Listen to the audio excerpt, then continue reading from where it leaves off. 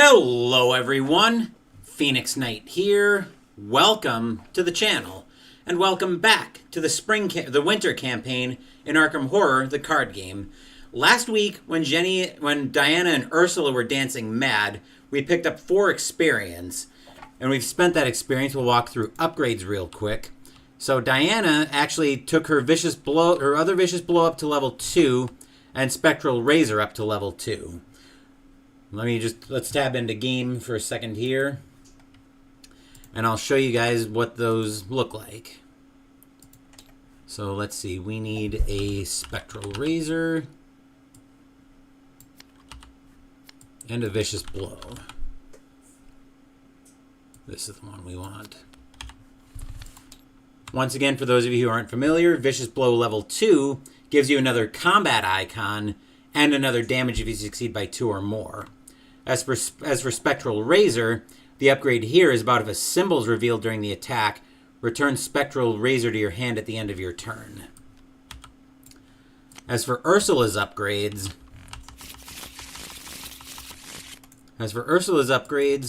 we took her other deduction up to level 2, which is the same thing for Vicious Blow except for clues, and Death 13 Free from the Past is a tarot slot where when the game begins, if Death 13 is in your opening hand, put it into play. Ursula also left 1 experience floating from her upgrades. So we're all set there. And now once we get Ursula's deck shuffled up, we'll do our tarot reading for this scenario. As we are going to be in Marrakesh a little bit later, actually very shortly here, for a dead heat. So let's see what our 2 tarot cards are. First up, we've got the Hermit 9. Increase each investigator's maximum hand size by 3, or on the bad side, decrease it by 3. And on Wheel of Fortune, once each act, when any investigator reveals a tentacle, the investigators may cancel it and treat it as a 0. Or on the flip side, once each agenda, the first time any investigator reveals an Elder Sign token, cancel it and treat it as a -5. Honestly, I think I'd much rather have the maximum hand size being increased. I can deal with the first Elder Sign that's per act. That's actually per agenda. So that's what we're going to do there. So we'll flip Wheel of Fortune 10 to its bad side. Once again, I'll use chat as my personal notepad. So good is Hermit, what is that, Hermit 10? Hermit 9.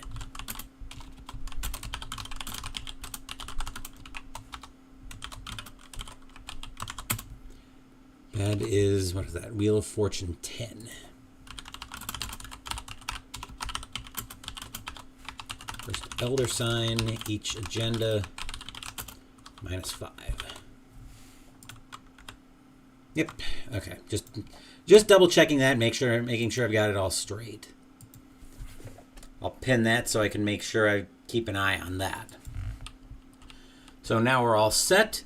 We're all set on the tarot reading, and I think we're all set to start Dead Heat. So we'll go through the dossier entry again real quick.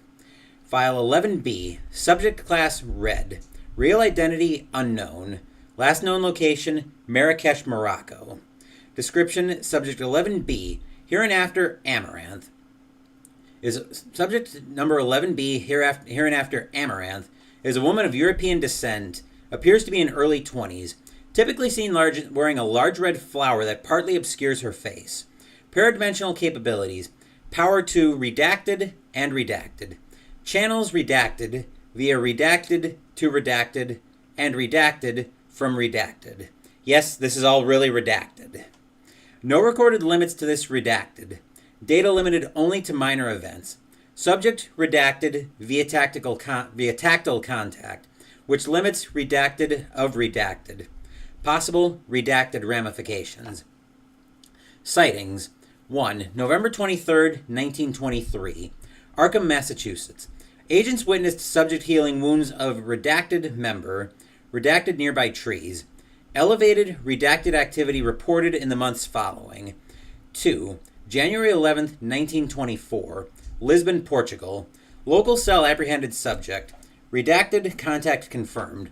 One cell member immediately deceased. Second victim remains catatonic. Subject eluded questioning. 3. Unconfirmed sighting in Marrakesh. Further intel required. Immediate assistance requested. And that's what brings us here. Approach procedure. Subject is incredibly dangerous. Engage only with extreme caution. Physical contact prohibited. More information available in San Francisco office.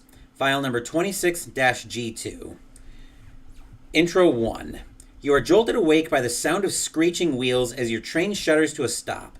Although it is barely morning, the heat from the sun rises in shimmering waves from the sweltering pavement to veil Marrakesh in an otherworldly glimmer. Your head pounds. The city wavers like a mirage in the middle of the Moroccan desert. Check how much time has passed in the campaign log. If fewer than 15 time has passed, proceed to Intro 2. 15 to 24, Intro 3. 25 or more, Intro 4. We've only had 9 time pass, so we're on Intro 2. You meet your contact on the rooftop of a small cafe not far from the railway station.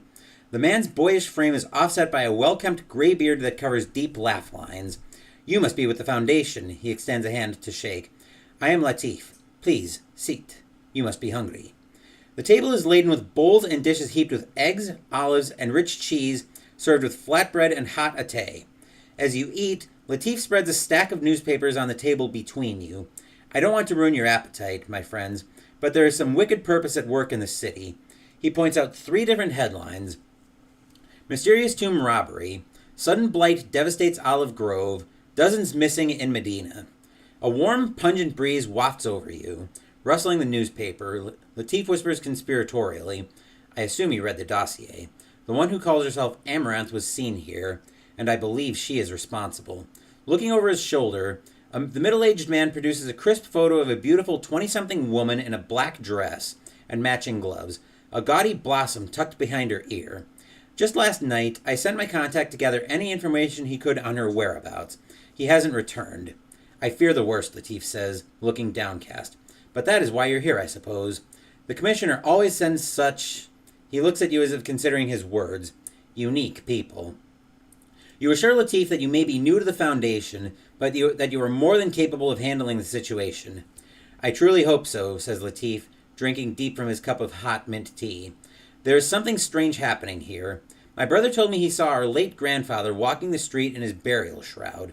I told him that he must have been dreaming, but I have heard similar stories. It is not safe to walk the streets at night anymore. I believe there is some terrible sorcery at work. Some unnatural influence. I just lost my place. Oh, if only the Foundation did not redact their own missives. No kidding. You spend the rest of the morning reviewing the bundle of newspapers and scrivenings Latif has collected. The first tomb robbery reported in the recent string of events was of Razin Fari, a 16th century philosopher and mathematician. It is rumored that he was one of the founding members of the Red Coterie, Latif tells you. Your mind races as you try to piece the information together. Is Amaranth after another key? Whatever is happening, we cannot wait idly, Latif says. Proceed to setup. We will do that after I take a small break because I need to go get the chicken out of the oven.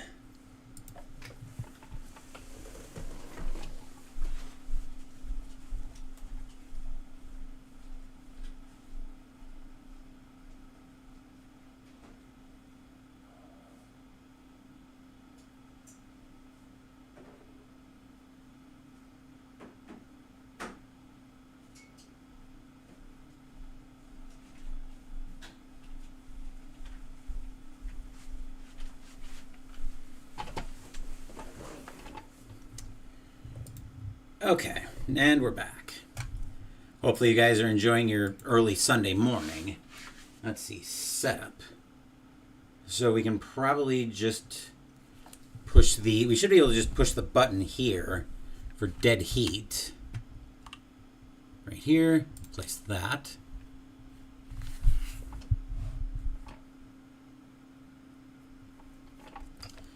And it's loading. And there's the vision, there's the confirmation of dead heat. Okay, so we've got everything there. All 5 Marrakesh locations are in play. We will start at Marrakesh railway station right here. Okay. We'll take a look at the location in a second, but I want to make sure we take care of all setup here. For each location in play, place resources on it equal to one more than the number of investigators as civilians. So each one is going to get 3 resources. Let's see, that gets a state of 3 resources, okay? No, that's not going to work. All right, so each one gets 3. Actually, that's probably a bad place to put them. We'll do this.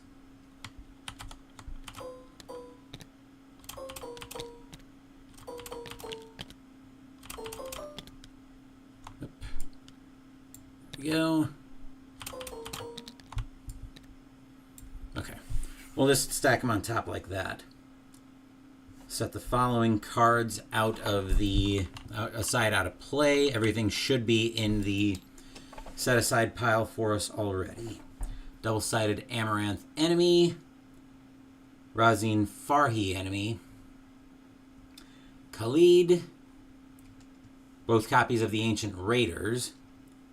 The Last Blossom Key and the story card. Okay. Looks like that's all there. Alright, check the campaign log and build the act and agenda decks. If fewer than 15 time has passed, which it has not, as I've mentioned, we only have 9 time passed. Okay, so shuffle the remaining encounter cards, and we're set to begin. All right, so we'll give the encounter deck a shuffle.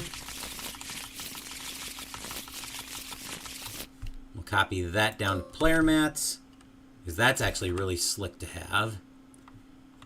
Okay. And now we'll go ahead and draw opening hands. Yep.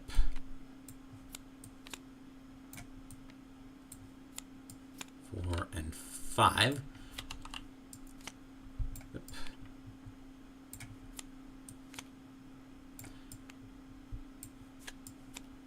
We'll make Diana lead investigator for this one.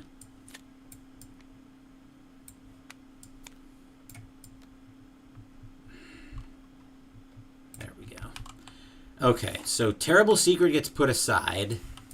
Diana will draw a replacement card. Okay, I'm much happier to see the Machete. Actually, we should have an additional card anyway, so the Machete should have been in her hand already. Because Dark Insight starts... Come on. Because Dark Insight starts as an additional card in Diana's hand. I think I'm pretty much happy with this starting hand. So Diana will shuffle that back in. I do not feel the same way about Ursula's opening hand, though. I've got a plan is going to get put aside, as will Mind Over Matter. Then Ursula will draw 2 cards to replace them. We're getting another Mind Over Matter and a Hyper Awareness. It's a functional hand, but I'm not happy about it. Okay. That's everything there. So now let's look at our Act and Agenda decks to start with. Agenda 1A, Gnashing Teeth. Everywhere you go, you have the distinct feeling of being followed, as though the shadows themselves move of their own accord. In nearby alleyways and backroads, you hear the gnashing of teeth and the tearing of meat. The palpable sense of unease only grows stronger as night falls. Each risen enemy and each ghoul enemy gains spawn random location. Oh, fun. And then Act 1A, Find Amaranth. Strange happenings are afoot. A tomb robbery of an ancient philosopher, rumors of the dead walking the streets, a string of disappearances. If you can gather information on Amaranth's whereabouts, you may be able to get to the bottom of things. Objective. At the end of the round, investigators at a ritual site may spend the requisite number of clues as a group to advance. And we need 4 clues. So now we're in the investigation phase, and that's actually pretty slick too. Let's take a look at Marrakesh railway station, where the ladies are starting out. Forced. If Marrakesh railway station has no civilians on it, swap it with its set-aside abandoned version. Your initial impression of Marrakesh seems pleasant. From the gentle, dry heat to the striking Moorish architecture and colorful tilework. However, you sense an unspoken fear among those around you. And there's something about choosing a random location by shuffling together the 5 locations not in play. Okay. Then we'll flip that over to Shroud of 3, no clues. Fast action to move to a connecting location, group limit once per turn. And as an action to resign, you flee the city. Note, if there are no remaining investigators in play, all remaining civilians in play will be slain, which is what these resources are. And the same forced clause on it. If Marrakesh has no civilians on it, swap it with its set-aside version. Let's see. We just need to get clues right now, and since there's none here, that seems like a good place to start, even though Diana's lead investigator, Ursula, will start us off. She will start off with a shortcut. She's going to move herself over to... She's going to move herself over... Where do I want to move her? She's going to move over to Jama El Fana Square. She's going to use shortcuts so Diana can use the fast action on Marrakesh Railway Station. This has got the same forced clause on it. The center of commerce in Marrakesh, this huge open-air market is the go-to place for acquiring food and supplies.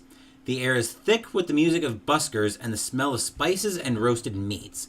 This flips into Shroud of 3, 6 clues. As an action, if one or more civilians are on this location, reveal the top cards of your deck. Reveal the top 6 cards of your deck. You may play an asset from among those cards, paying its cost. Shuffle the rest into your deck, limit once per game. And then Ursula... Actually, Ursula still hasn't taken... Actually, Ursula used a shortcut after we declared the start of her turn. So she's going to investigate. First, she's going to pay a fast to play a magnifying glass, which gives her a +1 lore while investigating. A lens into a world unseen can reveal things you wish it hadn't. Then she's going to commit a deduction to go 5, 6, 7 to 3. Ursula's up 4, and she gets 3 clues if she succeeds by 2 or more. But let's see what the bag has to say about that. That is a -2, which means Ursula will succeed by 3. You see at 5, 6, 7, that brings it back down to a 5 to a 3, so she will succeed by 2 and get 3 clues. Perfect. And now action. Okay, so she's done her Seeker Investigate, which I'm going to make another copy of that for Ursula, just in case her Call of the Unknown comes up. Now for actual action 1, finally. Ursula will investigate again. She's up 2. That's a -1. That'll get her another clue. Action 2, she'll run it back. That's a skull, which right now is a -1 for every 1 per investigator civilians slain. That is 2. Or that would be -1 for every 2 civilians slain. Right now that's a 0, so Ursula gets another clue. And then action 3, Ursula will run it back again. She's still up 2. -1 gets her the last clue, so Ursula single-handedly empties the Gemma Elfnas Square, which is not a ritual site, so we can't move there. Diana's turn. That's it for Ursula, by the way. Diana's turn. She's going to start off with action 1 by spending 3 resources to play out her machete. As an action, she can fight, getting +1 combat for the attack. And if the attacked enemy is the only enemy engaged with you, deal +1 damage. Cut through vines, underbrush, and tentacles equally well. Alright, then she's going to use the fast action to move over to the Bahia Palace Gardens. If Bahia... it's got the same forced as the other locations so far. The sprawling and opulent palace draws many admirers. The jewel of the palace is its courtyard garden, an oasis of lush vegetation amidst a harsh desert. And that flips into Shroud of 4, 4 clues.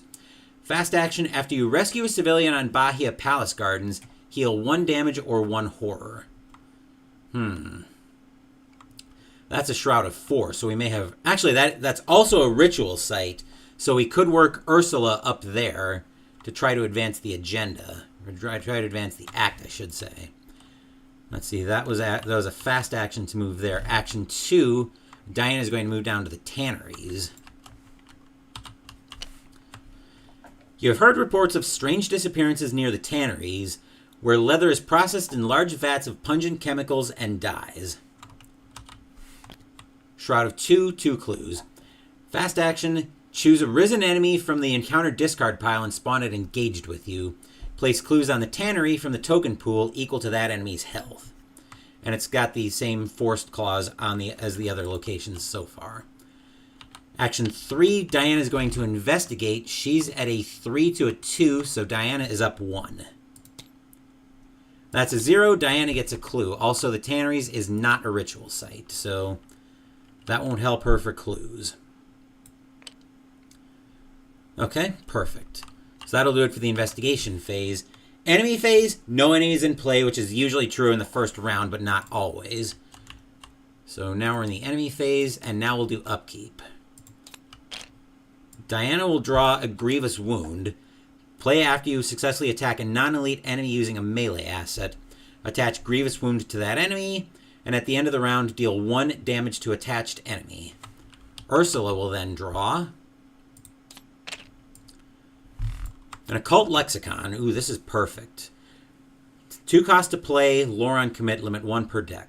Forced. After the lexicon enters play, search your bonded cards for 3 copies of Bloodright. 1 to the hand, other 2 go to the deck. When Occult Lexicon leaves play, find each of those copies of Bloodright and remove them from the game. Now we'll move into the Mythos phase, putting our first Doom on the agenda. We need 8 to advance.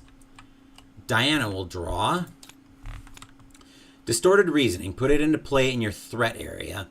You can't perform the same type of action twice in a row. Types include Activate, Engage, Evade, Fight, Investigate, Move, Play, Resource, and Draw. Forced at the end of your turn, test Will 3. If you succeed, discard Distorted Reasoning. I don't think I'm crazy about Diana not being able to do that, so we're going to spend 1 resource to Ward of Protection that away. So fast play when you draw a non-weakness Treachery card. Cancel that card's Revelation effect, then take 1 Horror. So Diana will take the Horror from that. I'm going to use the space where the hand normally goes in TTS. As usual, I'm going to use that to store Diana's cards that are supposed to be underneath her. So that'll get discarded without effect. And then Diana will draw a card and gain a resource. And she'll find a Daring. Okay, I'm not completely allergic to that. I just heard a ping on Facebook of some kind. Okay, here we go. Okay. And we just got some new reveals for Drowned City. We'll go through those in a minute here. After Ursula draws her encounter card, she will draw Touch of the Beyond. Revelation, place 1 Doom on the asset you control with the highest printed resource cost. If no Doom was placed by this effect, Touch of the Beyond gains Surge. I felt a curious humming from deep within, as though I were being called elsewhere. Virgil Gray in the Court of the Outsiders. When investigate your location. Okay, so Diana and Ursula are not at the same location right now, which means she places a Doom on the magnifying glass. Which is rather unfortunate, but that will accelerate our Doom slightly. So now let's take a slight break and take a look at these spoilers for the Drowned City. Actually, hold on a second. That's okay. You know what? No, never mind. Let's not do that right now. We've got enough to do over here. I'll take a look at those later. Maybe we'll chat about spoiler stuff next week. But let's see. So right now we do have a ritual site in play. We could have Ursula make a beeline up there. And that's at the end of the round. Diana's got to park it there. That's at the end of the round that Ursula would have to park it there with the 6 clues. Fortunately, Ursula is not restricted in being able to take the same action twice in a row. So she's going to start us off with action 1. She's going to spend 2 resources to play out her Occult Lexicon. So we'll grab our 3 copies of Bloodright. We'll take a look at 1 as we're adding it to the hand. 0 cost to play, Will, Lore, Combat on Commit. Draw 2 cards, discard up to 2 cards from your hand. For each card you discard this way, either gain a resource or spend a resource to deal 1 damage to an enemy at your location. This action doesn't provoke attacks of opportunity. The other 2 go into the deck. And we'll give that a shuffle. Then for action 2, Ursula is going to move over to the Tanneries, wave hello to Diana. And then action 3, Ursula is going to move up to the Bahia Palace Garden. So we are going to try to speed through this. And then Ursula will take her special action to investigate. She's at a 5 to a 4 investigating. Ursula is up 1. Rune is -1. You may take 1 damage. If you do not, a civilian at your location is slain. Ursula will take the 1 damage, but the -1 does mean Ursula gets a clue off the location, and we have more than enough now to advance the agenda. So Ursula will end her turn up there, since that is a ritual site. As for Diana's turn, for action 1, she is going to move up to join Ursula. So I want them together when I'm advancing the agenda, or advancing the act. Action 2, she's going to take a resource. Ideally, I want to be able to play Greta on her next turn, but I might play the Hallowed Mirror instead. Yeah, I think we're going to do that. I think I'd rather have some defense ready, just in case things start going haywire, so we'll play Hallowed Mirror. This is very similar to the Occult Lexicon, except we're grabbing a copy of Soothing Melody instead. As a 0 cost to play, same commits as Bloodright. Heal 2 damage or 2 horror, or any combination thereof, from among investigators and or ally assets at your location. Draw 1 card. You'll get to hear my horrendous attempt at French when I actually play that. At least I'm presuming that's... I assume that's French, and that's what it looks like. So we'll give the other 2 copies of Soothing Melody a shuffle into Diana's deck. And I forgot to adjust this. Okay, never mind. So we are in investigation. That's the end of Diana's turn. Now we go to the enemy phase, but there are still no enemies in play, so now we'll do upkeep. And Diana will draw her Twilight Blade. So 3 costs to play, lore, or will, combat, wildcard on commit. Diana Stanley deck only. Fight to use will instead of combat for this attack. You may play or commit events and skills beneath Diana as if they were in your hand. But as an additional cost to play or commit a card this way, exhaust Twilight Blade. You can't trigger Diana's reaction ability while playing or committing card in this way. Ursula will then draw the Chthonian Stone, Stygian Waymark. 3 costs to play, lore on commit, which lets her seal a bad symbol except the tentacle. But after you reveal a tentacle during your skill test, return it to your hand. Which could be a way to get rid of this Doom if I think we need to stop something, because that would let us get rid of it via slot pressure. Doom going up on the agenda for the Mythos phase, is we're at 2 on the agenda, 3 because of the Doom on the magnifying glass. Diana will draw Touch of the Beyond, placing a Doom on the asset you control with the highest printed cost. That is the Machete. So now we're at 4 Doom. Yeah, actually, hold on. Let's back up. I gotta back up for a second. This will still be Diana's card, but nothing's happening yet. Because we do need to advance the agenda first, since we have the 4 clues to advance that. Ursula has got 7 by herself, so she'll spend 4. So backing up a little bit. We don't have the Doom on the Machete yet. Okay. Alright, night has come. Showing the photograph of Amaranth to several locals, they direct you to the verdant Bahia Palace Gardens. Let me double check that that is a ritual site. It is. Okay. Alright, hold on. Okay, so approaching carefully, you find the woman with the red flower standing at the edge of a ritual circle. Candles lit at each point, with gleaming offerings gathered around a corpse laid on an altar in the center. On either side of the corpse, 2 dead warriors are laid on the ground, bedecked in an ancient finery. Soon, my love. Amaranth strokes the cheeks of the corpse as the blossom in her hair unfurls. Tenebrous vines radiate out from the circle and creep across the garden. The grass and greenery shrivel under their touch. and the eerie green light shimmers up the black vines, drinking the life around it. It appears we have guests, Amaranth smirks. Spawn the set-aside Amaranth enemy at the Bahia Palace Gardens, lurking corruption side face-up, and place the set-aside Last Blossom key to her. Put the set-aside Save the Civilians story card into play next to the agenda deck. Shuffle the set-aside Khalid enemy into the encounter deck. Okay, so we're spawning Amaranth here. Okay. All right, and we need to attach the Last Blossom key to her. I will explain what both of those do in just a second. And then we shuffle Khalid, who hopefully won't come up until later. He just goes into the deck. The encounter discard pile doesn't go with him. Okay, so now let's take a look at Amaranth. Three fight, 3 per investigator evade or health, 4 evade. Hunter. Forced. When damage or horror from Amaranth's attack is assigned to an asset, defeat that asset and Amaranth shifts each of her attached keys. Many say they would do anything for love, but I actually mean it. Victory 1, 1 health, 1 damage, 2 sanity on attack.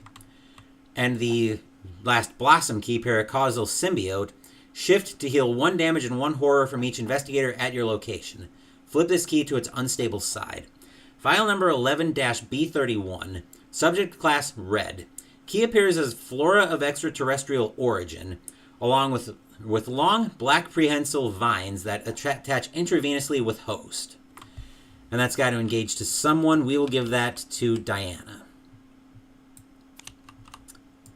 Okay, so that's all sorted out.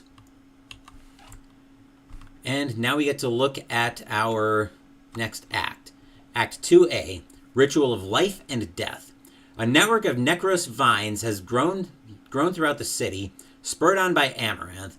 The woman with the red flower is conducting strange rites upon a stolen corpse in the Bahia Palace Gardens. You must stop her at any cost. Forced. After a civilian is slain, if 4 per investigator or more civilians have been slain, that's 8, advance this act. Objective. If Amaranth would be defeated, advance. Right? We did need to put the set aside Save the Civilians into the deck. Okay. So we'll put that up here. Save the Civilians. A piercing howl resounds through the dusty streets, accompanied by the sound of feeding. Bystanders flee packs of the hungry dead as you traverse the city. All around you is the scent of rot and blood. Only you can save the people of the city from a terrible fate. The civilians of Marrakesh are under attack. By getting them out of harm's way, you may be able to avert a massacre. Note, civilians still on locations are neither rescued nor slain. As an action, spend 1 clue. Rescue a civilian from your location, place it on this card. Forced, when the game ends, flip this card, keeping all tokens on it. So it looks like we want to save these civilians. Now we go into the Mythos phase. We've got 2 Doom on the agenda, 4 in play. Diana has the aforementioned Touch from Beyond, which will go on the Machete. And then Ursula will draw. Rotting Remains. Revelation, test Will 3. For each point you fail by, take 1 horror. A sickening display of gore causes you to retch. You're glad this wasn't you. Ursula is base even, and I think that's where she'll test. Tentacle Touch, so Ursula takes 3 horror. Which is unfortunate, but nothing we can do about that. Okay, so now into the Mythos phase. Now we want to try to defeat Amaranth if we can. Let's see. What's the most dangerous token in the bag right now? Whoa. That cultist is pretty dangerous, actually. So, Ursula's going to start off. Or do I even want to deal with the cultist right now? I might want to try to start working on Amaranth. Yeah, I think we're going to do that here. So, for action 1, Ursula is going to use Bloodright. So again, this is draw 2 cards, discard up to 2 from your hand. For each card you discard this way, you either gain a resource or spend a resource to deal a damage to an enemy. This doesn't provoke attacks of opportunity. So Ursula will draw 2 cards. She'll find Dr. Milan, Homeboy, and Hawkeye Folding Camera. We're going to discard...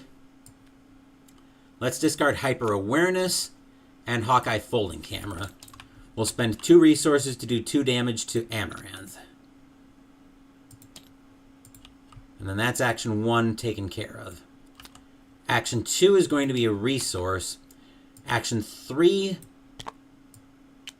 Ursula will spend a clue. Let's put these back in individually. There we go. So action 3, Ursula spent a resource to rescue a civilian from the location. I'm going to put that off to the side up there. So action 1, Blood Right. Action 2... Actually, action 2 was... Okay, yeah, action 1 was Blood Right. Action 2 was rescuing a resource was the second action. Action 3, rescuing a civilian. Okay, that'll do it for Ursula. Diana now is going to use her machete. She is going to commit... And Amaranth is elite, so I can't use Grievous Wound on Amaranth. We're just going to use the machete. Are we just going to attack up 1? No, I think we'll commit the Twilight... let's keep the Twilight Blade in hand.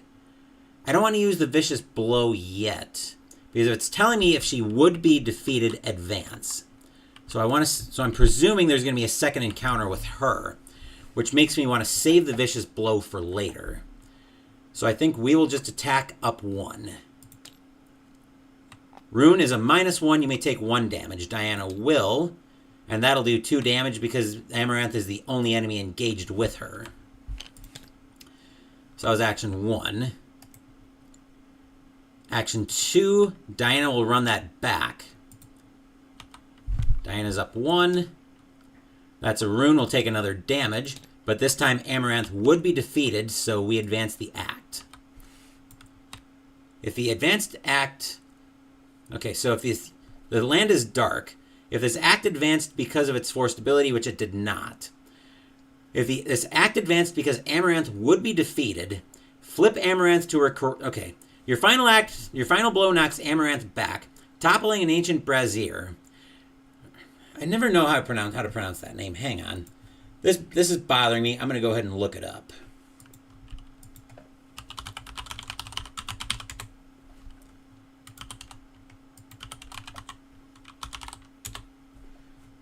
Let's see. Brazier. Okay, that's how it's pronounced.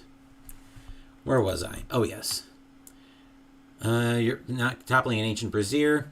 As hungry flames consume the remnants of the ritual and the corpses, she screeches in anguish. Do you have any idea what you have done? Razine, my love. Razine, wait a second. Was he the guy we were talking to earlier? No, he wasn't.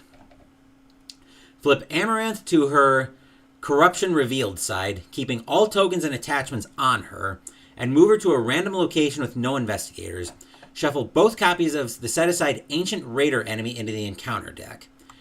Okay, so let's flip Amaranth over to her Corruption Revealed side. We keep the 6 damage on her, since we did manage to deal that. Alright, Corruption Revealed. Now is 4, 6 per investigator, 4. Good thing we... Okay, so good thing we saved the Vicious Blow. Hunter Retaliate. Forced. When Amaranth attacks, she shifts each of her attached keys. If damage and or horror from this attack is assigned to an asset, defeat that asset. All of you are just weeds in my garden. Victory 1, 2 damage, and a sanity on attack. So where does Amaranth land? We've got our other locations over here. There we go. All right, 3, 2, 1, stop. She goes to the Marrakesh railway station, which has got nobody there. She is a hunter, though, so she is going to be coming right back to us. Right, so she goes there. And then we need to shuffle the both copies of the Ancient Raider enemy into play. So Ancient Raiders coming out.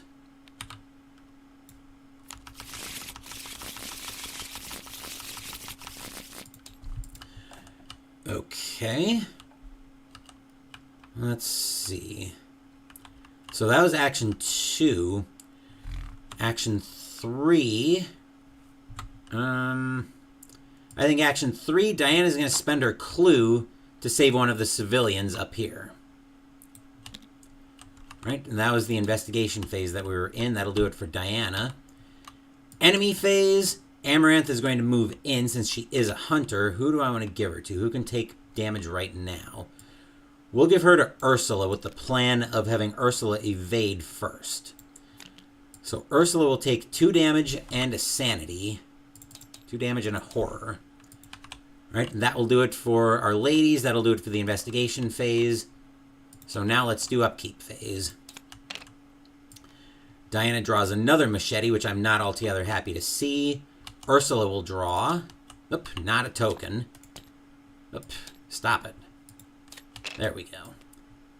Ugh, Ursula draws a back injury. You either have to put back injury into play in your threat area, or take 1 damage and shuffle it back into your deck. It can't leave play except by the double action ability below. You get -1 health. 2 actions to discard back injury. Let's take the 1 damage and shuffle it back in. We need to be able to get rid of... We're going to need to be able to get rid of... What's her name? Amaranth pronto. Mythos phase puts our 5th Doom on the agenda. Diana will draw. Oh, fantastic. Khalid. So 4, 5, 3. Hunter. After Khalid enters play, move each other non-elite enemy and civilian from its location to a connecting location, distributed as evenly as possible. They say cats have 9 lives, but my sweet Khalid is already on his 10th. Victory 1, 2 damage, and a sanity on attack. Great. Actually, you know what? When an investigator at your location draws an encounter card or a weakness, cancel all of that card's effects and shuffle it back into its deck. Actually, I think that would count as... The question is, do we use Dark Insight to shuffle it back in, or do I think I can take it out? If we use a Vicious Blow... The question is, how much do I want victory coming out of this scenario?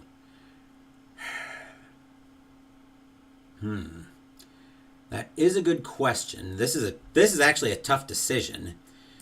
Because the question here is, do I want the victory points from Khalid, or do I want to be able to potentially finish the scenario right this turn? Because this is the last act of the scenario. We might be able to get more civilians as well, but Ursula needs to get away from Amaranth to be able to do that.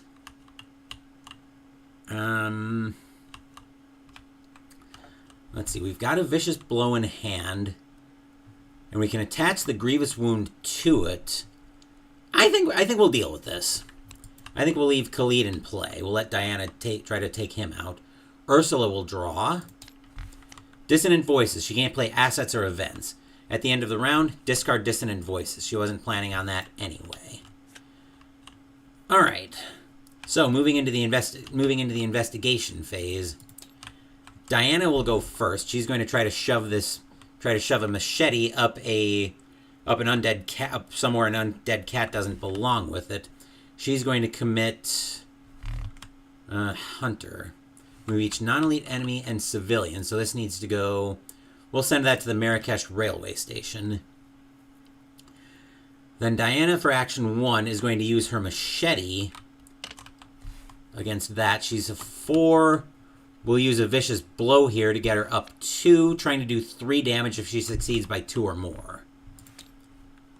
That's a -1. That'll be good for 2 damage. That'll be good for 3 damage, actually. And we'll pay 1 resource to attach the Grievous Wound to it, because the machete is a melee asset.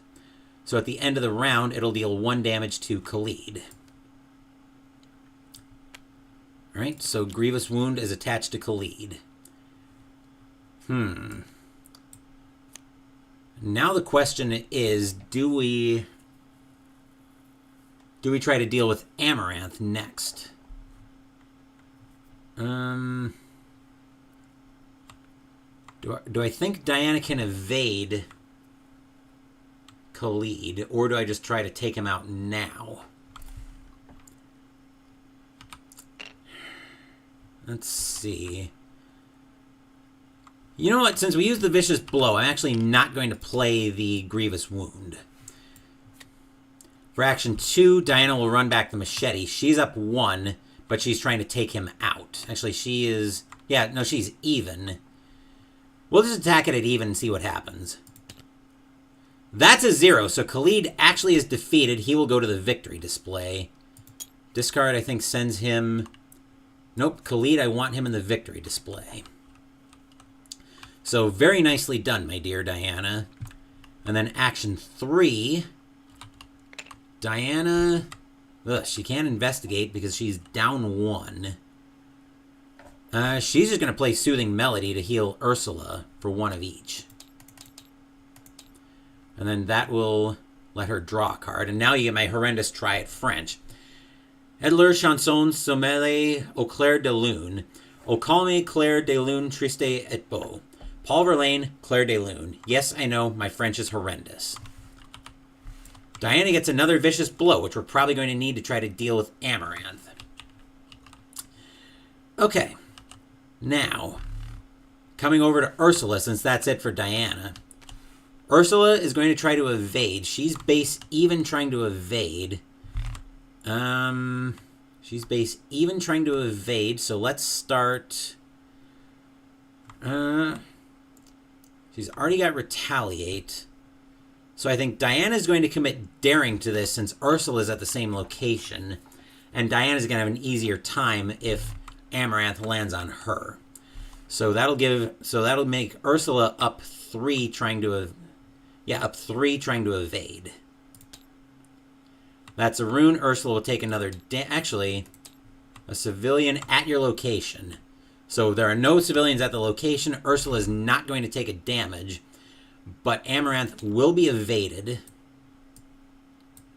And then Diana is going to draw a card, which I will see to that. We'll just put Amaranth up there. I know she's going to be landing on Diana at the end of the investigation phase. Then Diana will draw a card. She will find Drawn to the Flame. That could be very useful if I don't mind Diana taking an attack of opportunity from Amaranth. So that was action 1. Action 2.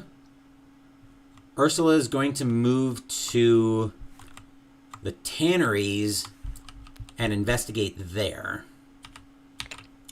Ursula is up 2. That's a rune. She'll take a damage so a civilian there doesn't get slain. She'll get the clue, which she'll immediately spend for action 3 to rescue another civilian. That'll bring us up to 3. Alright, that'll do it for Ursula. That'll do it for the investigation phase. Enemy phase, the Amaranth was our only enemy, but Ursula managed to evade her. I'll give the encounter deck a quick shuffle, and then we'll do upkeep phase. Diana will draw another copy of Greta, which I'm not completely happy to see. Ursula will draw Strange Solution that we haven't identified yet. And then Amaranth will come make friends with Diana. And that was in the upkeep phase. Mythos phase, we go up to 4 Doom on the agenda. 6 in play because of the 2 assets that have Doom on them. Dissonant Voices is gone. Diana draws Famine. Put Famine into play next to the agenda deck. Increase the cost of each card you play by 1. At the end of the round, discard Famine from play. Those that ate the Blighted Crop died even faster than those who chose to starve. Let's not deal with that. So we'll use Dark Insight here to cancel everything of that and shuffle it back into the deck.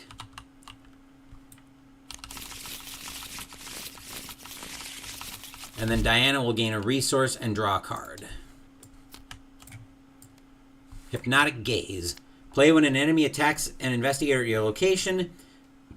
cancel the attack, then reveal a random token from the chaos bag. If it has a bad symbol, deal the attacking damage's enemy to itself.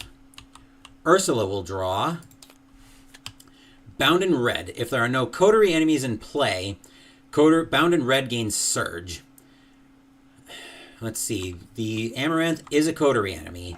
So attached enemy gets yada yada yada. Gets +1 fight, evade, damage, and horror. But not health, interestingly enough. As an action, flip a stable key you control to its unstable side, then discard Bound in Red. An investigator at any location may trigger this ability. Unfortunately, we do have to attach that to Amaranth as well. Okay, so that brings us back into the investigation phase. Let's see, what do I want to do here? I could...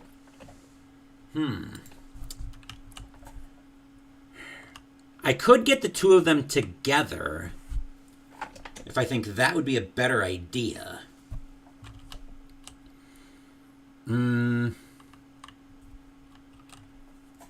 Let's see here. Because I could use Ursula to trigger Bound in Red. Actually, no, I couldn't use Ursula to do that because Ursula doesn't have a key. Doesn't have a key to flip.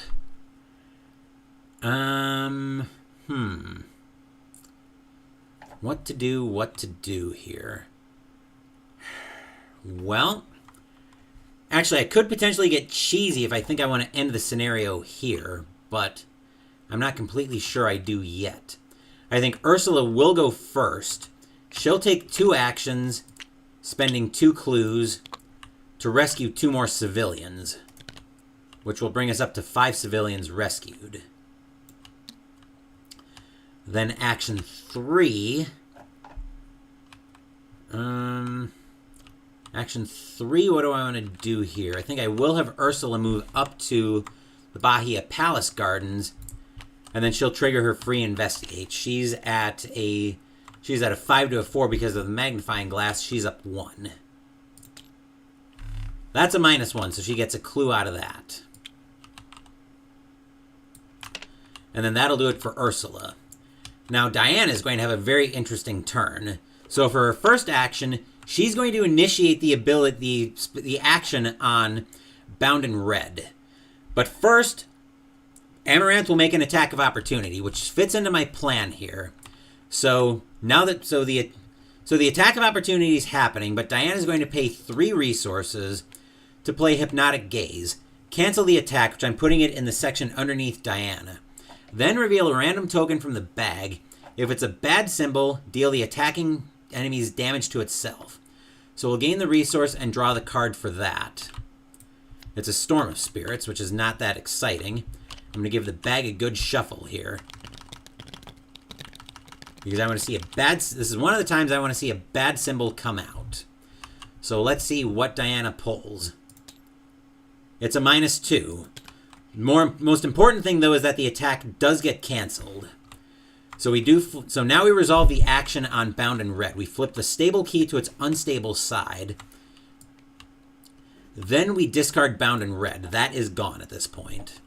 That was action 1. Action 2, Diana is going to attack Amaranth with the machete. So she's going to be at a 4, committing Vicious Blow to go to a 6. Ursula will throw in a Strange Solution to bring her up to a 7, so Diana's up 3. Trying to do 3 damage if she succeeds by 2 or more. With a Sickening Smack, he struck the abomination over and over until, at last, it stopped moving. She does have Retaliate, though, so I need to be careful about that. -2 is enough to succeed at the attack, so it does 2 damage, but we don't... Okay, so we did shift that. Alright, so when she attacks... So she would have shifted the keys. How did should that key have come over on the unstable side? And attach the set-aside Last Blossom key. I was assuming it was stable. So I think Amaranth would shift the key when she attacks. So yeah. So heal 1 damage from each enemy in play. Then if an investigator shifted this key, flip it to its stable side. Alright, action 3. Diana's probably going to be taking another hit from this. But she will just attack Amaranth again. She's at even. Do we have any combat we can commit? I've got an extra copy of Greta since I only need 1. That'll put Diana up 1. And that's a -1, so that's good for another 2 damage on... Actually, hold on. The Vicious Blow... She would do +1 damage, so Amaranth should have an extra damage on her. Because we used the machete, so Amaranth should be at 11 health, 11 of 12 right now. That'll do it for Diana, that'll do it for the investigation phase. Enemy phase, Amaranth will deal Diana 2 damage, so we're in the enemy phase right now. Amaranth will deal Diana 2 damage and a sanity, 2 damage and a horror. Oop. And then she shifts each of her keys, which heals 1 damage from each enemy in play. That will bring Amaranth down to 10 health on her. And then that shifts... so that does shift back. Actually, yeah. Okay, she shifts each of her keys. Okay, so we did that, and now we do upkeep. So for Diana, another soothing melody, which could be handy. Ursula will draw. Another Hawkeye folding camera, which is not that exciting. Mythos phase, we go up to 5 Doom on the agenda, 7 in play. Diana draws a key charge, which is a surge. Revelation, each coterie enemy shifts each key attached to it. My vision blurred as they manipulated the tool with some demonic purpose. Virgil Gray in the Court of the Outsiders. So Amaranth shifts her key to heal 1 and 1 from each investigator, which actually helps us immensely.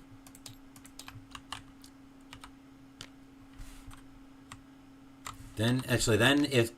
Or flip this key, okay.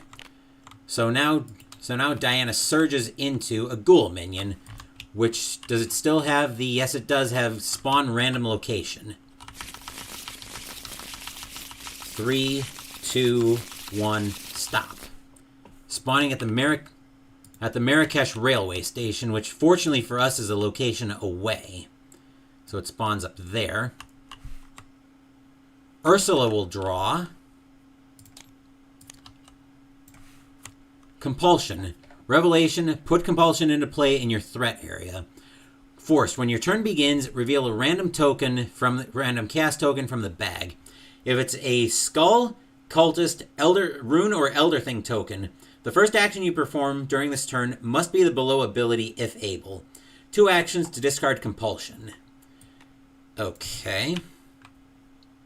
Well, it's entirely possible that we're just... Actually, before we leave the Mythos phase, Diana is going to shift her Eye of Raven's key.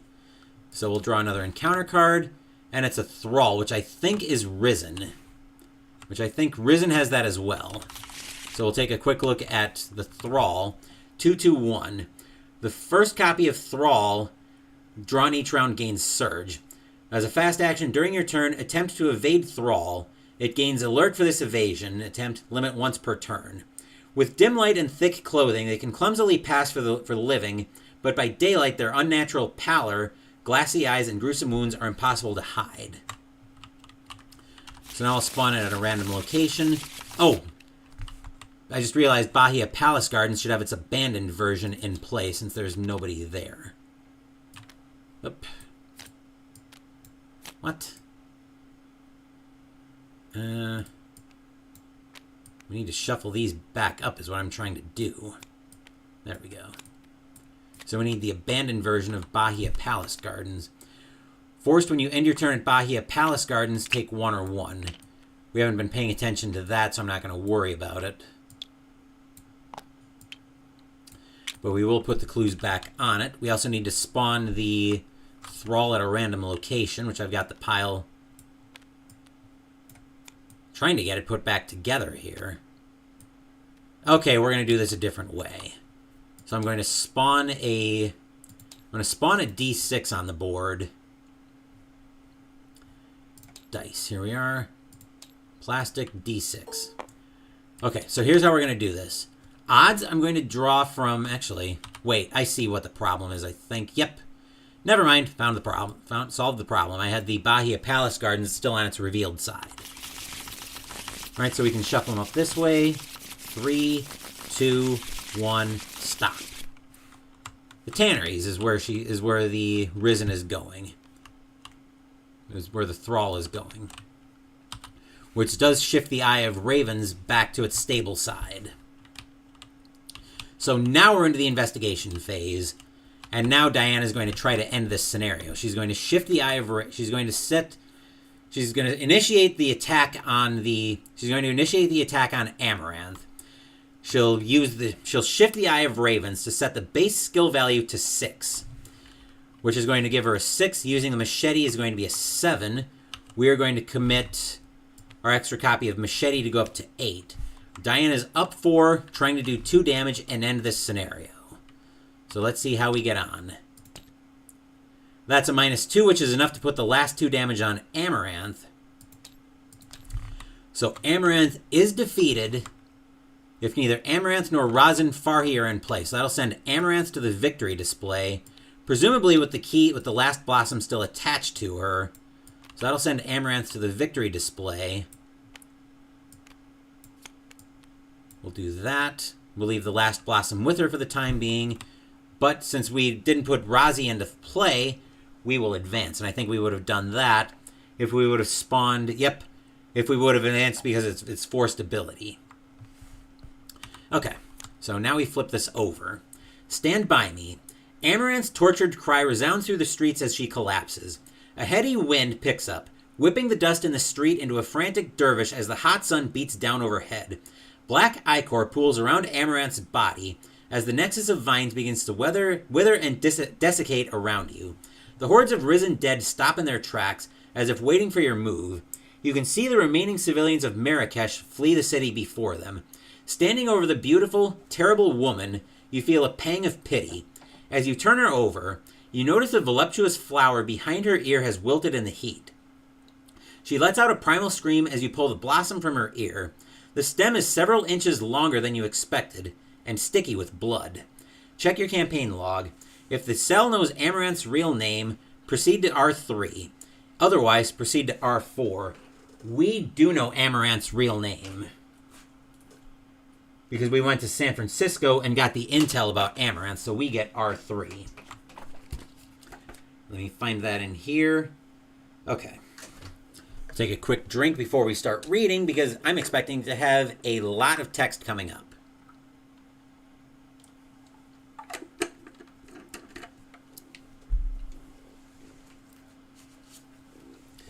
Okay, Resolution 3. Looking down at the woman who called herself Amaranth, you call her by her true name, Erin Coquin? She holds her hand to her cheek as her cheeks flush. You see her eyes dilate as she begins to remember her former life. As her gaze passes over the last blossom writhing in your hand, she lets out a cry of horror. I had the most terrible dream, she says. I dreamt I was a great and terrible queen, and that I ruled over a kingdom of silent subjects. Realizing what she has done, the change in Erin's demeanor is jarring. The woman who seems so heartless and cruel now lies before you, weeping. It is clear to you that Erin's actions were not her own. You console her and lead her to safety along with the rest of the survivors, telling her that you will keep the blossoms safe and prevent Amaranth from taking another host ever again. Never again, she echoes your words. Never again. As you depart, the blossom furls and unfurls as if searching for another host. Each investigator earns experience equal to the victory X value of each card in the victory display, which is a total of 2. So Diana will have 2 experience to spend. Ursula will have 3. Choose an investigator to be the bearer of the last blossom and update the campaign log accordingly. First things first, let me go ahead and save the last blossom, so I have that available since I will need it.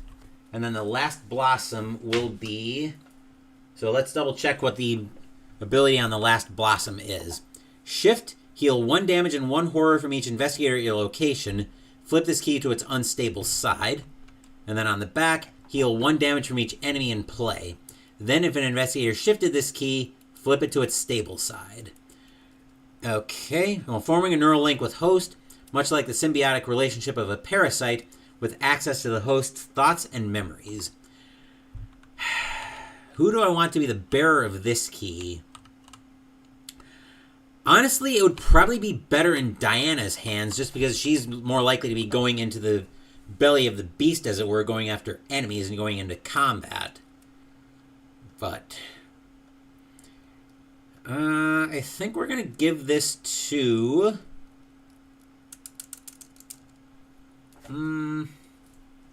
I think we are going to give the Last Blossom. I'm still deciding here. Like I said, I think it's better in Diana's hands, but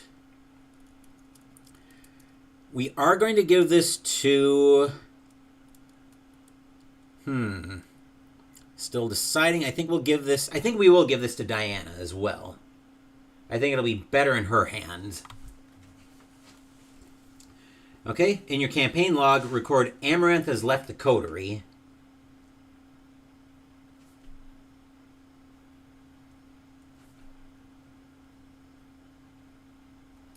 And that'll mark 2 time, and we may embark. Except now we have a pair of... We'll bring it back up top for a second, so I can show you guys that we've now crossed... So after marking off the 2 time, we started off at 9 time, and I still can't find this blind. So we started off there. I marked off 2 time, which takes us over to 2 status reports. So we've got Sigma... So we've got status reports Sigma and Theta. So let's deal with those first, as we'll tab back into game, because I think we're going to need the map for this. So back to the status reports, back to... Oh no, that's actually Epsilon. Never mind. So status report Epsilon. As you traverse the streets, you flinch at every shifting shadow and every passerby wearing red. You're definitely being followed, and you have no lack of enemies who might fit the bill. For the remainder of the campaign, whenever you're setting up a scenario, perform the following. Gather each of the enemies in the red coterie encounter set whose name matches those who you haven't seen the last of. Choose 1 at random and shuffle it into the encounter deck for this scenario. The red coterie encounter set is indicated by such and such symbol. So we haven't seen the last of the red-gloved man. He'll be the only one that affects us. And we've got status symbol, we've got report Theta. As you head to your hotel room, you spot a red envelope slipped under your door. Inside is a simple message. My people in Ybor City know about the new passphrase and know you're coming. Drop by when you get the chance. It's signed, Desi. Alright, so that brings us to our first order of business. Let's come back up to the map. So we're over here in Marrakesh, and I think our first order of business will be to travel to Ybor City. So we'll mark off 2 more time as we head back to Ybor City, because we need to go 1 to San Juan and a second up to Ybor City. So we'll mark off another 2 time, which is entry number 52-B. Let's see, where do we want to go for that? Hopefully this isn't another scenario and I'm getting blindsided, but I don't think it is. 52. Oh, it's 52U, actually. I thought it was B because of the angle, but it's not. Okay. You may read this dossier at any time. File number 52-U, Sanctum Class Yellow, Sanctum Location, Ybor City, Florida. Description, Sanctum number 52-U is an abandoned cigar factory in Ybor City, north of McKay Bay. Sightings, subject number 28I-I, known to frequent Sanctum. Be on alert. Approach procedure. Enter with caution and search for signs of paradimensional implements. Take any and all evidence into Foundation custody. Safe House 1. It's a good thing the locals here are fairly welcoming and don't seem to mind you asking directions, because abandoned cigar factory doesn't exactly narrow things down. The bustling Ybor City district near Tampa is home to many such factories built and run by thousands of immigrants from all over. If you had to check each and every factory, you'd be here all week. Luckily, you have a lead just north of the bay, a quiet, rundown building with an adjoining boarded-up warehouse. If you didn't know the truth, you'd think it was nothing more than an out-of-date factory from the 80s, probably filled with nothing more than dust and rats. But if you've learned anything from in your travels, it's to never trust the evidence of your eyes. You cautiously approach the main entrance and attempt to open it. As you suspected, it does not budge. If this is truly a coterie sanctum, it'll be harder than that to get inside. There's no easy way in through the third-story windows, so you circle around the side of the warehouse, spotting a large metal door, likely used for loading goods or unloading supplies. As there's no handle or lever, you decide to knock. A moment later, a gruff voice responds from the other side. Passphrase. Check the campaign log. If you know the passphrase, and we do, and the current time is at or after theta, it is after theta. Proceed to the safe house 2. You lean the safe house 2. Otherwise, we'd skip to the safe house 3. The safe house 2. You lean in and utter the words that Desi taught you. Blackbird solitaire. And the door slides open. On the other side, a muscular man with a thick mustache gives you a toothy grin. The hand hovering just over the handle of a revolver holstered at his side gives you pause, but after a moment, he steps aside to let you in. Boss said you might be stopping by, the doorman says. He says to let you look around and take whatever you need. You step inside and eye the man carefully. Last thing you need is a bullet in the back just as soon as you begin your search. As if sensing your concern, he slowly unholsters his gun and empties the cylinder. Look, friend, I know what you did for Desi. Any friend of his is a friend of mine, he states, meeting your suspicious gaze head on. Whatever you're looking for, it's yours. Wait a second, I feel like... Let me look at something here before we continue this. So I'm just going to mark my place there. There we go. I'm surprised this didn't flip. Oh. Okay, so when the game ends, flip this card. I almost forgot to deal with that. Okay. So let's come back to this. I'm going to leave my place marked there. I forgot to flip this at the end of the scenario. So Aftermath is what we're looking at. As day breaks, the remaining survivors in Marrakesh emerge and the morbid arithmetic of counting survivors begins. Compare the number of rescued civilians on Aftermath with the number of slain civilians on the scenario reference card. Note, civilians still on locations are neither rescued nor slain. If the number of rescued civilians is more than the number of slain civilians, each investigator earns 2 bonus experience, which we will pick that up. So Diana goes up to 4, Ursula goes up to 5. If the number of rescued civilians is more than twice the number of slain civilians, each investigator earns 2 additional bonus experience. I'll come back to that in a second because I'm wondering about something. If the number of slain civilians is more than the number of rescued civilians, each investigator suffers 1 mental trauma. If the number of slain civilians is more than twice the number of rescued civilians, each investigator suffers 1 additional mental trauma. If it's a tie, nothing happens. Okay, so if the number of civilians rescued is more than twice the number of slain civilians, twice of 0 is still 0, so the investigators I'm going to rule will pick up 2 additional bonus experience. And now moving back to Ybor City. Now that we've got that all sorted out. So now we're back here in Ybor City. It doesn't take too long for you to find the key Desi had stashed here, mounted on a far wall of the warehouse, over amidst of a trove of supplies and ammunitions. Its alien sheen reflects a warped view of your startled countenance. It is a double-edged blade of considerable length, although it has no handle or grip with which to wield it. It might be a weapon, but it is no mortal one, that is for sure. That old thing? The gruff man asks as you delicately remove it from its mount. Just a weird hunk of metal, that is. Thought Desi just kept it here for kicks. Creeps the hell out of me. As you hold the blade over both of your hands, a gentle pulse of energy quivers through its length. Not a decoration, then. This is the real deal. You also sift through some of Desi's records and intel while you're here. Not much that you don't already know, but it looks like he's been keeping tabs on a few of his cohorts. There are more than a few clandestine photos of a woman carrying a red parasol over her shoulder. In the clearest of these, the woman is giving the camera a knowing smirk. She knew Desi was onto her. On the back, in sloppy handwriting, black ink reads, "You're in too deep this time, Zoo." You browse a bit more, but you aren't going to find much else here. Desi's operation is quite a bit different from the Coteries' stated goals, it seems.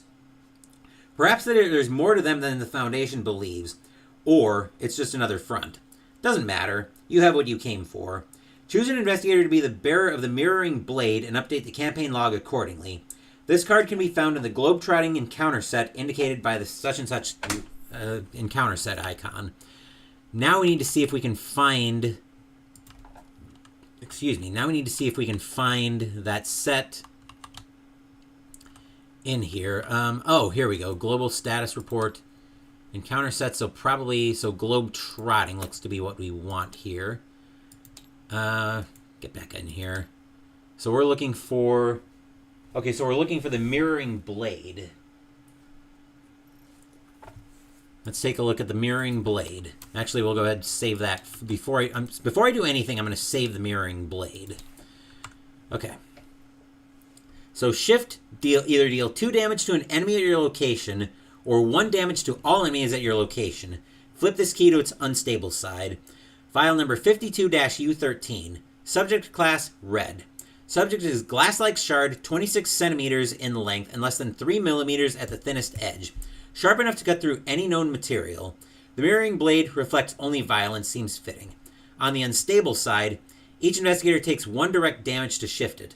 Then, if an investigator shifted this key, flip it to its stable side. Different for each individual who perceives reflection. No known explanation for this discrepancy. I think the mirroring blade, we're going to make Ursula the bearer of that one. Let me just make sure I got it saved. Saved objects, last blossom, mirroring blade. Okay. Actually, let's see if we can rename that. No, we can't apparently. Well, I've got my campaign log here to help me keep straight who that gets attached to, so we're good there. Each investigator gains 2 experience as they gain insight into the inner workings of the red coterie. Diana goes up to 8, Ursula goes up to 9. We'll mark off another time in the campaign log, and we may embark. Where do we want to go next?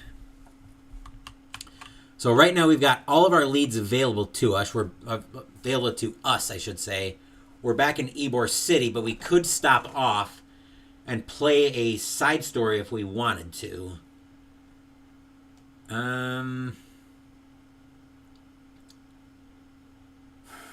Let's see. So what are our leads that we have right now? So far we've gone to... Okay, so far we've gone to Havana. We've done Havana. We've done Marrakesh. Where is Marrakesh? Why is it not on this map? Okay, we're gonna use the master map instead. So this was 112, 119. So now we're in Ybor City. We were going to go to Tokyo, but let's see. So what are the rest of our leads here? Which is probably in the first prelude. Oh, the interlude. Here we go. Okay, so we've done Marrakesh and Havana so far. So now I have to decide the scenario for the 26th. We're over here in Ybor City. So that'd be 1, 2, 3 if we want to go to Monte Carlo.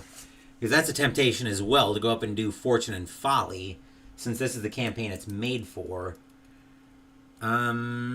Let's go to...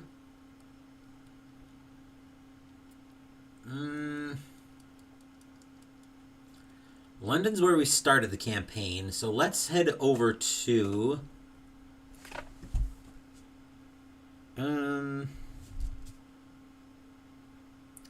There's a reason to believe the member of the coterie may be involved in Alexandria.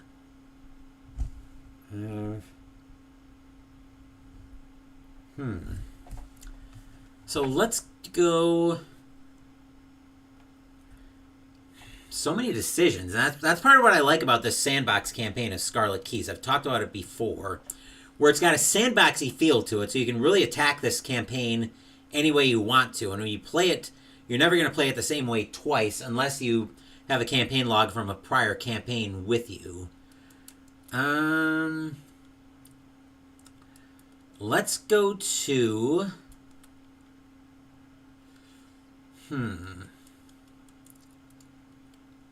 Let's actually go over to...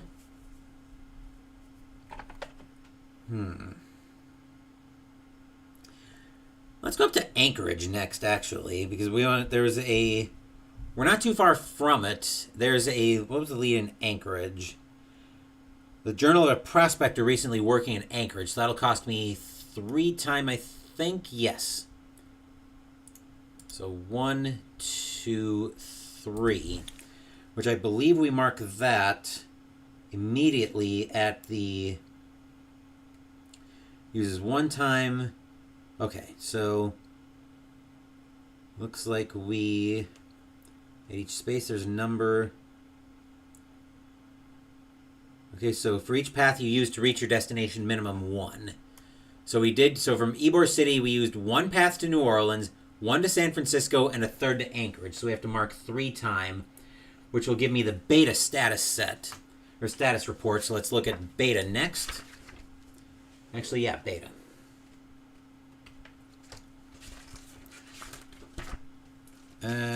Here we go, beta. Okay, you receive a coded missive from Commissioner Taylor herself. Agents, not long ago, a massive explosion occurred near the Podkamenaya Tunguska River in Siberia.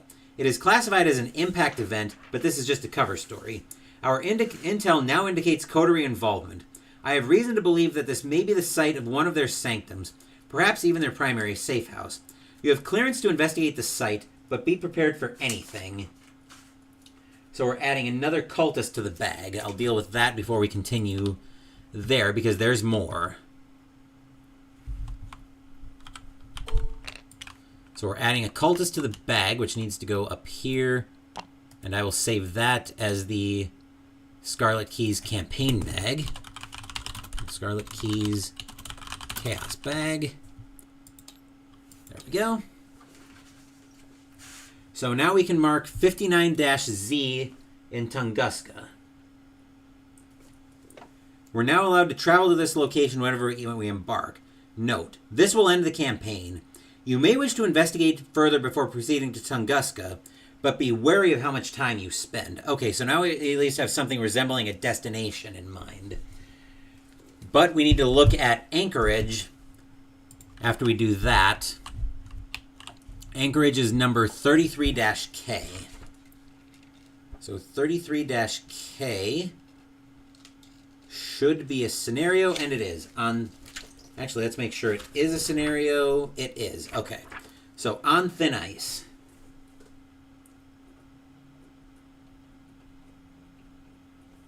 I'm just making notes here. All right, so let's look at the dossier. File number 33-K. Subject class yellow. Real identity unknown. Last known location Anchorage, Alaska. Description. Subject number 33-K, hereinafter Thorn, is a tall, gaunt person with androgynous features and fair complexion.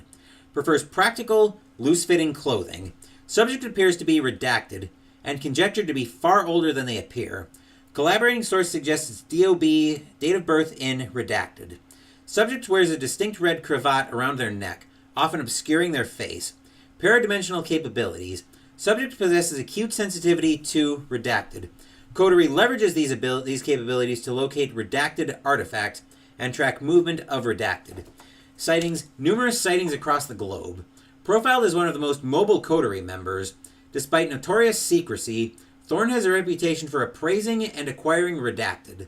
Analysis suggests they are amenable to business exchange and receptive to haggling. Recent activity suggests coterie is in a state of redacted.